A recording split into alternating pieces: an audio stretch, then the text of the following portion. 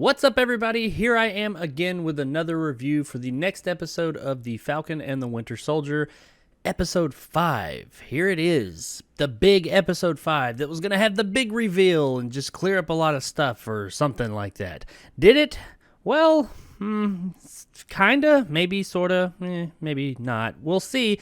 Let's jump right into this thing. Before we do, though, I do want to point out that this review is going to contain spoilers. It's just kind of hard to talk about a show like this in much detail at all without giving spoilers, especially when it comes to like a episode by episode case. If I was talking about the whole season, yeah, I could do it spoiler free, but when talking episode by episode, you gotta kind of do the spoiler thing. So if you haven't seen the show and you're worried about spoilers, then go watch the show, then come back here and see if your thoughts align with mine. So without any further ado, episode 5 of The Falcon and the Winter Soldier.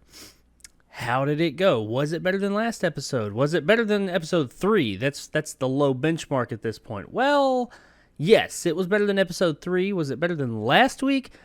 No, not totally. I mean, it wasn't a bad episode. I didn't hate this episode or anything. I actually, there was things about this episode I did like. I still have concerns with the show overall, but the episode itself was interesting. We start out right there where the last episode ended. Captain America, a.k.a. John Walker, new Captain America, just murdered the shit out of the guy on the street, and now he's running. And Bucky and Sam confront him at a warehouse and say, all right, man, time to put the shield down. You got to go. You're coming with us. And he didn't like this, and he says, I'm Captain America, bitch. So they fight. So we get a pretty cool fight scene right out the gate. And it's kind of a fight scene I guess we've kind of been waiting for, seeing these three guys going against each other.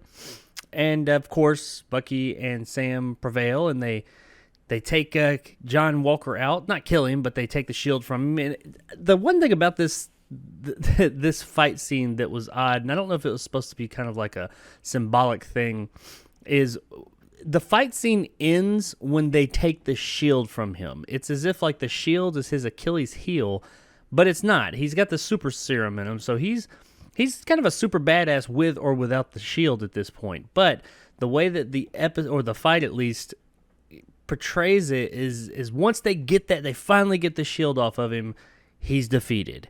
And I don't know. I mean, that just kind of, then why did he need the super serum? I don't know why I call it serum, but anyway, it's kind of like the shield. Is the shield the key to all of his power? I don't think so. I think it was more of a symbolic thing. But yeah, they get the shield from him. They take it. They don't give it back to the government right away. They just hold on to it for a while. But John Walker is discharged from the military, but not like in a disgraceful way. They kind of give him I can't remember how they put it. It wasn't dishonorable, but it wasn't an honorable discharge. It was kind of like hey, we're just going to let you go, okay? You're some bad press at this point. We're going to let you go. He's not happy about it. He says, I've given a lot for this country. I've given and given and given, and now you guys are just going to, you put me in a position to where I have to do these things. I made a decision, and now you're going to throw me out of my ass. Pissed about it, and they're just like, well, we don't care. So I think that is a big part of this show. It's a big point of, our women and men in service of the country kind of being cast aside once their usefulness has been used up. And I think John Walker is really going to run that home. However, much like many other aspects of the show, I'm worried because there's only one episode left. So how much more are they going to be able to do?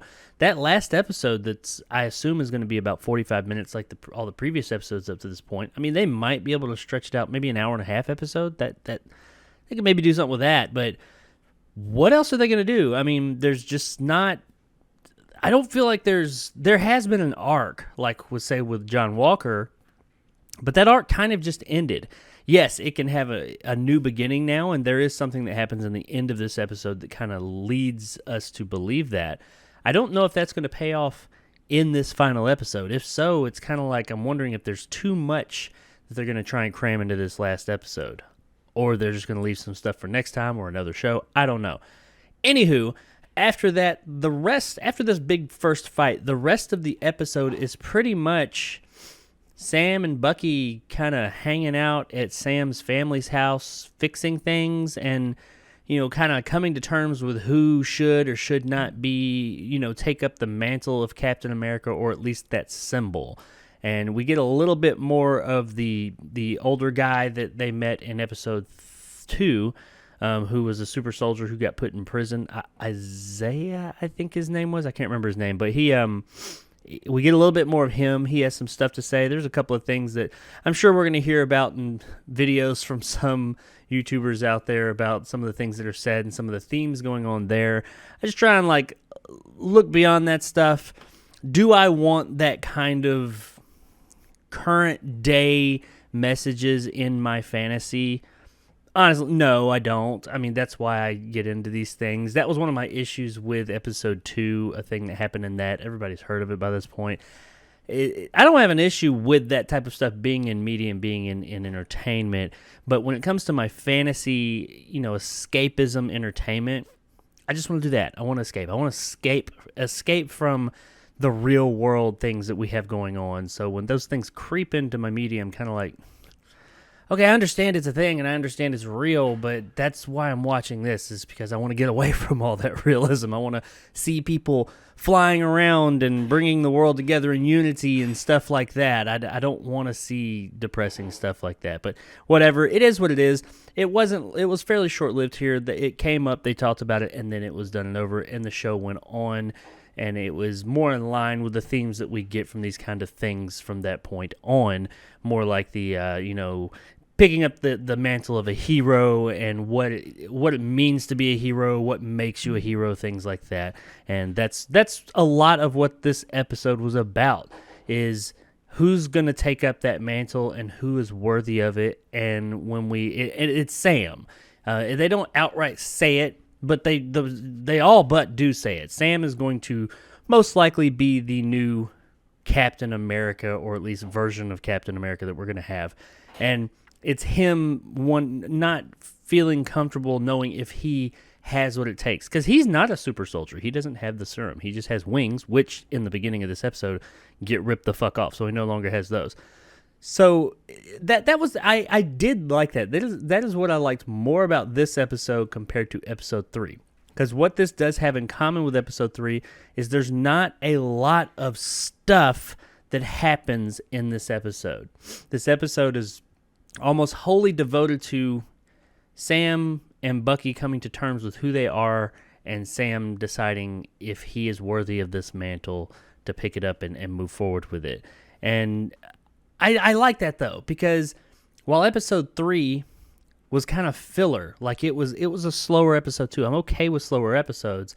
This episode really, and the first episode, really made me notice that it's not the slowness of the episode that bothered me. It's the fact that nothing really happened in episode 3. It was just like a nothing of real consequence. There was a couple of little things that could have been crammed into another episode easily. Nothing of real consequence happened. Here, there is something. There's character building. This is a very character building episode. I do think that we're building to something. Especially in the end, we find that we're building to a couple of things. How that stuff's going to pay off and if it's going to be satisfying or not in one more episode, I don't know. We'll see. Honestly, the show has not proven to me as of yet that it is going to be satisfying. It's kind of been, and that's been my take on the season so far, and we got one episode left, so we're 5/6 of the way through this thing, and I don't hate it. I don't love it either. I'm just kind of like, it's fine. It's 45 minutes of my week that I spend every Friday, and it's good. It's okay. And that's where I am. That's where I was with this episode. Not a whole lot more. Like I said, the most of the episode is devoted to that, him trying to figure that out. And I did like the way they went about it, but not a lot more going on there. There is a box that apparently Bucky brings to Sam that has something in it. And we never get to see what that is. I assume we're going to see it in the beginning of the next episode. I say it's either going to be new wings, because his wings and all that got broken in the last show or last episode, or at the beginning of this episode, or it's going to be a new suit. It's probably going to be a little bit of a mixture of both, kind of a new suit, a Captain America suit. They said the Wakandians made it. It's a gift for him, so we don't really know what that is. What is that going to entail? They really build it up like it's going to be something cool, so I'm assuming this is going to be his new look that we're going to get in the MCU moving forward. So looking forward to that next week. I am interested to see what that's going to be. We also get Zemo. We find out what happens to Zemo, and this I was disappointed about because Zemo came out. He was the standout of episode 3. That when episode 3 happened, they got Zemo. I was real skeptical about Zemo. I was like, I mean, what's this guy gonna? He really? Yes, he was a big part of like the Winter Soldier, the movie Captain America: The Winter Soldier, but just his presence on screen, he wasn't there much in the movie. It was more he caused these things to happen. And they really, really did something with that character and made him seem, okay, this is a viable character. This is somebody I can get down with. Hey, this is a really interesting character here. But they didn't go anywhere else with it. Last episode, he was just kind of there, and then he wasn't. And this episode, right there at the beginning, Bucky gives him to the Wakandans or Wakandians. I'm not really sure which one it is, but he gives it to the people of Wakanda because he was the reason that their king died, and he's gone. They say they're taking him to the raft, which I think is that big prison that they were holding everybody in after Winter Soldier, I think, if that's correct. So they kind of stored him away, put him in the Disney vault until they want to use him again later, I guess. And I felt like that was a wasted potential. We didn't get enough Zemo. I wanted to see more of what they kind of teased us with, hey, here's what this guy can do. And then he just was gone. So I hated to see a compelling character go in a show that has not really been filled with compelling characters. So it hurt a little bit more to see one of the actual compelling characters in the show just disappear. But yeah, Zemo's gone, but we're led to believe that he will be back at some point in some medium in this universe that we have here. We also have Bucky. They have a talk about, you need to come to terms with your past and your demons, and that doesn't mean just going and making, like he did in episode 1, getting revenge, if you will, or getting the people that benefited from his Winter Soldier days, the criminals that benefited from the things he was doing, he was going and righting those wrongs. These bad people, he was going and catching them and avenging them, as Sam puts it. And Sam makes a really good point. He says, that's great that you're doing that, but that's not what's important. You need to go find the people that you wronged and make amends with them. And that's the real hard battle. And, of course, we know that he's talking about the old man from episode 1, I believe it was, whose son he killed, who the one friend he has, the old man that he talks to, the Asian man. And he apparently, when he was the Winter Soldier, killed his son. The old man doesn't know it, so I'm sure we're going to get one of those. That would be really compelling television for him to go talk to this man and explain, I'm the one, and, I want to make it right, I'm sorry. That could be very compelling. And herein lies my problem with the show, not just up to this point, but moving forward. We have one episode left. Next week's episode 6, the final episode. This is the episode that is supposed to cap off the show. We don't know if this is going to have a season 2 or if this is a one and done, and then they're just going to move these characters into something else. We don't really know.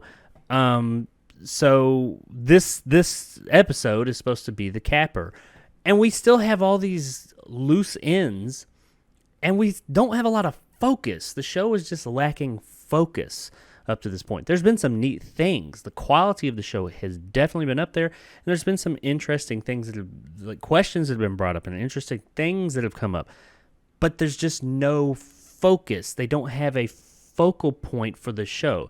If you say who's the bad guy and what's the basic synopsis of the show, it'd be really hard to explain what this show's about, because it's just about these two guys and they're just doing shit.